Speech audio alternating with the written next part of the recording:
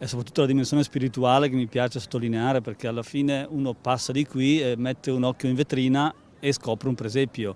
E questo è molto bello. Piazza e via del Santo, via San Francesco, via Cesarotti. Accanto alla Basilica di Sant'Antonio il Natale è già arrivato grazie ai 45 presepi allestiti e ospitati dai commercianti dell'area. Un modo per ricordare la spiritualità della festa e contemporaneamente esibire le abilità artistiche dei presepisti. Un'iniziativa che prevede anche una raccolta fondi a favore dello IOV, l'Istituto Oncologico Veneto. La parte più grossa sono dei presepisti appassionati che gentilmente ce li prestano, per cui ci sono dei presepi veramente di valore, non solo da Padova, dalla provincia, ma anche da altre città che hanno saputo della nostra iniziativa e per cui si sono proposti loro di darci i loro presepi.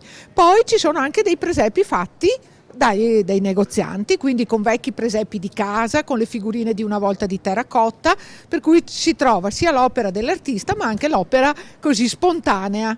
Il progetto è sostenuto anche dal Comune di Padova, che conta molto anche in queste festività per incrementare un turismo in crescita nel numero di presenze, che intende diventarlo anche nei giorni di permanenza in città. L'obiettivo è fare in modo che si fermino più giorni, quindi confermare un trend per cui con le iniziative, con le mostre, con le attrazioni da visitare, anche le attrazioni natalizie, si decida che Padova non è solo un luogo di passaggio tra Venezia e Verona, appunto, ma un luogo in cui passare almeno 2 o 3 giorni.